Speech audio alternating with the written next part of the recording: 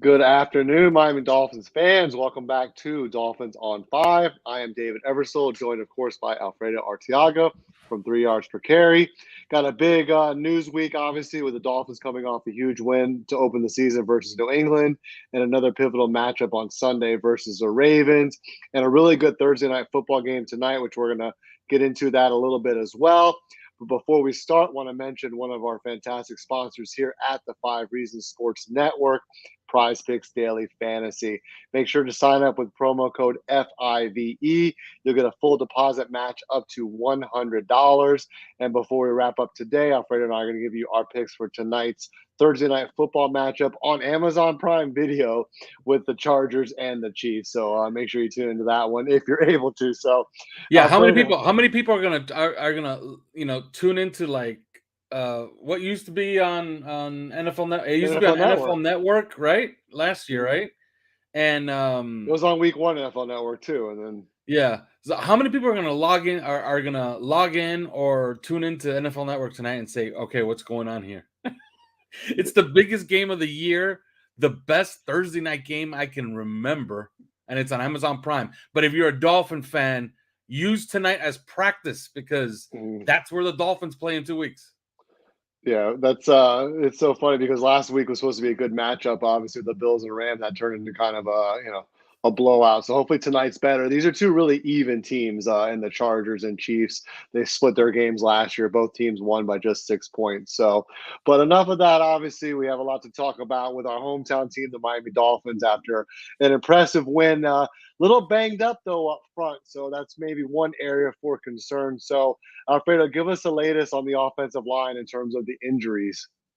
Well, on Wednesday there was kind of an ominous tone at Dolphin camp because Coach Mike McDaniel was talking about a Teron Armstead toe injury, and you never want to hear toe ever, really, for a football player.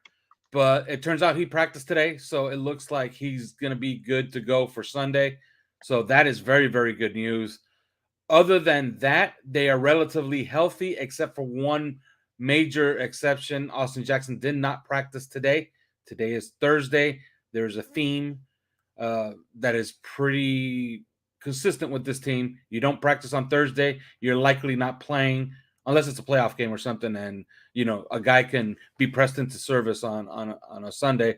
So I would say Austin Jackson is not playing, which means that Greg Little is starting at right tackle. If you watched his game against the New England Patriots, I thought he played very, very well. He also took an injury, and when he came back, he was noticeably limping and looked a little bit different. My partner on the podcast, Chris Coughlin, made that observation today on OnlyFans, and he's absolutely right. The film bears it out. But if you watch his overall performance, Greg Little was very, very good in that game on Sunday. And they So all he'll obviously be the starter at right tackle. and they also brought in Brandon Shell. Can you tell us a little bit about that acquisition and what he may bring to the table this week? Yeah, he's a veteran, and he's about as good as you can get, really, for a swing tackle at this stage of the game. I don't think he'll be a factor for at least 2 weeks. At least that's what his agent is saying. His agent has revealed that he will be signed to the practice squad and will be trained up for 2 weeks before he could join the main roster. Brandon Shell's a guy that played over 1,200 snaps the last 2 years, had only 5 penalties, and gave up 6 sacks. Those are good counting numbers for any right tackle in the league, especially one that you're going to count on to give you some much needed depth early in the season. This is not desperation. This is just the reality of Austin Jackson taking an injury early on. They're thin right now, and it's only week 2 at tackle. So Brandon Shell, I think, is a very, very good signing. I'm not expecting that you're going to get Pro Bowl performance out of him right now, but you could do a lot worse than Brandon Shell on week 2 in the waiver wire. Yeah, at this time of the season, obviously, to pick up any kind of decent depth at the O line or really any position is definitely a positive sign. But that being said, obviously, you had to go out there for a reason. So hopefully, the injury with that Jackson is minimal and we can get the O line back to 100%. So, what about the Ravens side? Anything that you can report on that side in terms of availability or who may be in and out for Baltimore? Yeah, their story is kind of the opposite. On Wednesday, they had a very optimistic outlook for all of their veterans that were returning from injury. And it turns out that all of that optimism was lost in one day because Ronnie Stanley, their left tackle, it looks like will not play. He did not practice today. And for a guy that's coming off an injury over a year ago, almost a year ago, I would expect, you're not practicing on Thursday, you're not playing on Sunday. So Ronnie Stanley, their Pro Bowl left tackle, will likely not play, which means they're going to shuffle things around. Maybe Morgan Moses gets moved from the bench or right tackle to left tackle, and they play the rookie Daniel Falele as the right tackle. If you remember, Jawan James was injured last week, so they're essentially working on their third left tackle. That's good news for the Dolphins' defensive front. Other guys, it looks like they could be out another corner. So, you're down basically to Marlon Humphrey as the only guy available. So, if Brandon Stevens can't go, they're essentially losing 3 corners of their top 4.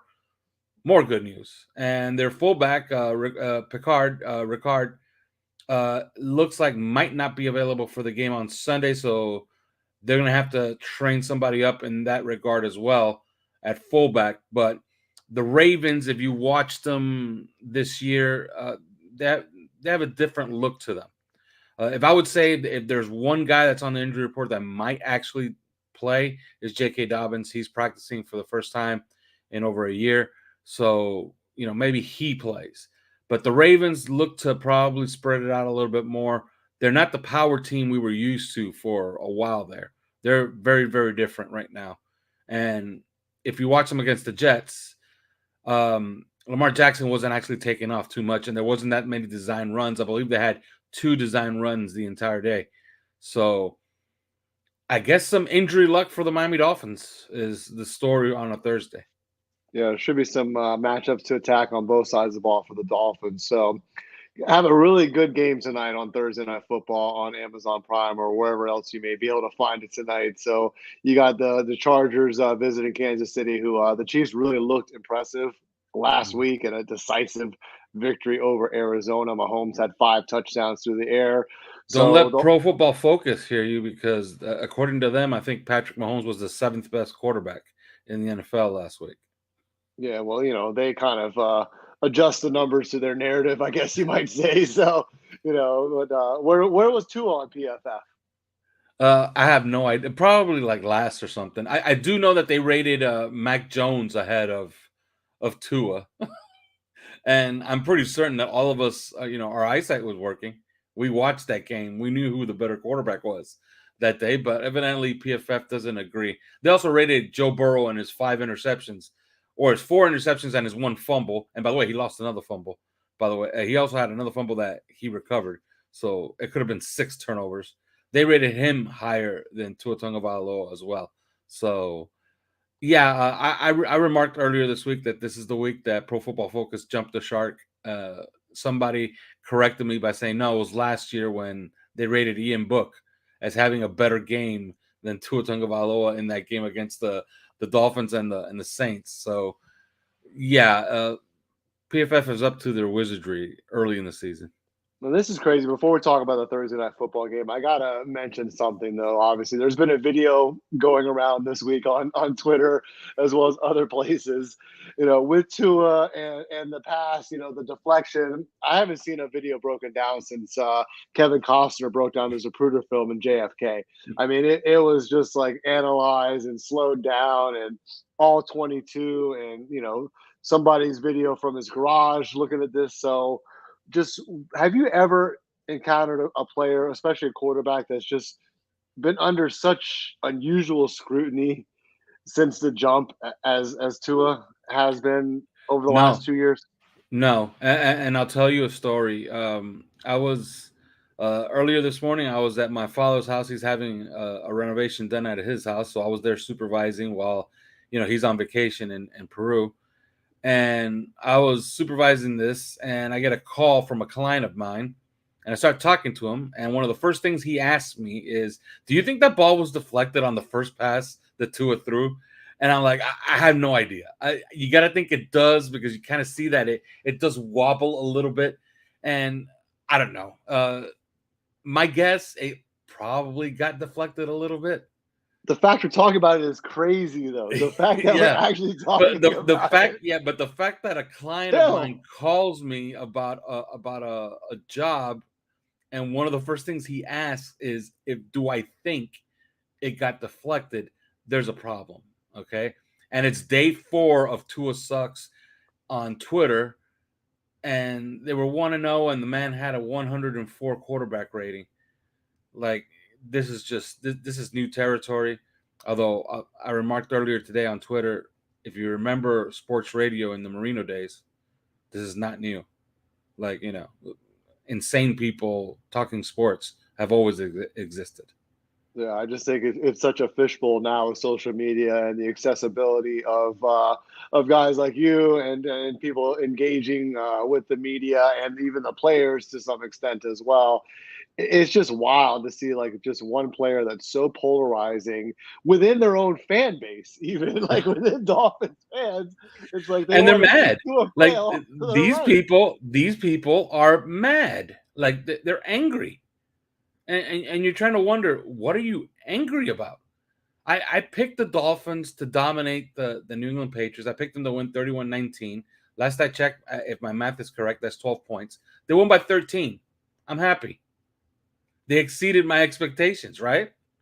So, am I not supposed to be happy about that? No, certain fans are just not happy. They're actually angry. It's been a weird week. Maybe it's just Twitter. But my guess is that it's everywhere, because if you listen to some of the sports radio in town and they read their text messages, there's some weird stuff going on out there as well. Who knows? Maybe these are just fans of other teams that are just trolling this fan base. But it's just odd. It's odd, and it's weird, and it's crazy. People doing it for clicks or engagement or whatever the reason may be. But we're going to talk about the Thursday night matchup, obviously, with that quarterback that was taken right after Tua and Justin Herbert versus Patrick Mahomes. Two very good quarterbacks, very good offenses. These were high scoring games, both games last year. The winner was well over 30 points or above. So what are you looking for tonight in terms of some of these props on prize picks? I know we were talking about Keenan Allen being out. So who steps up? Let's start with the Chargers tonight. Who do you like for the Chargers in terms of prize picks and their lines tonight? Well, tonight is the very rare win-win for the Miami Dolphin fan. Okay, if you could find it within yourself to take a little bit of joy, because evidently 13-point wins over the New England Patriots don't do it. Tonight is the very rare win-win, because if the Chargers win, then obviously Patrick Mahomes is missing Tyreek Hill. But if Kansas City wins, it means Justin Herbert can't win the big one again. So you have something to troll with on Twitter the next day. So this is the very rare win-win for the Dolphin fan. I love Josh Palmer tonight. There's a stat going around. It's making the rounds. It's not mine. I think it's from Jamie Eisenberg of CBS Sports. And he says, and I haven't checked this out, but I trust him. I trust his numbers. Josh Palmer of the LA Chargers averages 66.5 yards receiving every game he steps in for Mike Williams or Keenan Allen. Keenan Allen is out. Josh Palmer is starting. His over-under is at 44.5. I say over. And the other two that I really like, and I'm tempted to play all three, and I will play all three. Austin Eckler over 37.5 yards receiving. And Clyde Edwards-Helaire, I felt he was underutilized last week. Mm-hmm. I think he gets a little bit more run this week. Over 16.5 receiving yards. I believe that's a gift. Clyde Edwards-Helaire over 16.5. He could get it on one single screen pass. So to recap, Austin Eckler over 37.5 receiving yards. Clyde Edwards-Helaire over 16.5 receiving yards. And Josh Palmer over 44.5 receiving yards. Yeah, and speaking of the Keenan Allen injury, obviously that's going to move Mike Williams up to wide receiver 1. And I saw this number on the board, 5 receptions, and I thought that was really a healthy number to go with the over. So I took Williams over 5 catches in both games versus Kansas City last year. He had 9 targets, and that was with Keenan Allen out there. So I think he sees maybe double-digit targets tonight and at least brings in 5-6 catches as well. And I like Edwards-Helaire. Like you said, he was underutilized. He had 2 touchdowns, both receiving in week one on very little usage. So I actually like him over 0.5 rushing or receiving touchdowns. So if he's going to be utilized on the goal line in short yard situations, I think CEH could definitely punch one in and get over that 0.5 mark. So looking for a good game tonight on Amazon Prime Video. Hopefully, guys, or just combine them all. Combine them all and play a crazy parlay, right? Yeah. What does that pay, by the way? Do you have it at your fingertips? 10 What would times. that pay? 10 times. Five. Nice. If you hit a 5 out of 5, you hit a 10x bet. So there was a lot of good numbers tonight, actually. Mahomes, 2.5 touchdown passes. That could be an over. Obviously you have the receiving core from both teams. There's definitely plenty of opportunities. So it should be a fun game. No Keenan Allen, obviously, for the Chargers. So we'll see who else steps up. And we'll be back for some more coverage. What's 3YPC got leading up to Sunday? We will be having our Baltimore Ravens preview here shortly. I believe we're going to start recording in about 35 minutes. So look for us late this afternoon for our Dolphins Ravens preview episode. And we'll be back next week with another edition of Dolphins on 5. Want to thank Alfredo, of course, for joining me, and everybody for watching. And make sure to send in those comments. And remember, prizepicks.com, promo code FIVE. Thanks, everybody.